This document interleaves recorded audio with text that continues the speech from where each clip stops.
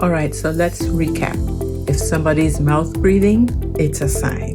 If they're snoring, it's a sign. If they have a forward head tilt posture, it's a sign. If they have a narrow arch, the roof of the mouth, instead of being nice and rounded, is V-shaped, it's a sign. Now, if up here is V-shaped, the face isn't broad, it's narrow.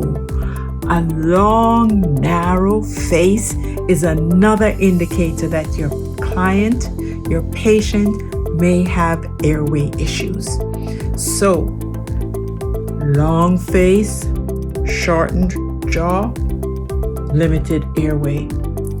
Now, this client may have no idea because this may have been their normal all their life.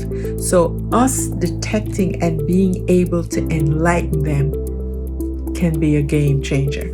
Somebody with a narrow face may not have been born to have a narrow face, but because the tongue is not up there keeping that bone nice and wide, the shape of the face changes totally. Long, narrow face, another sign of possible airway issues. Okay?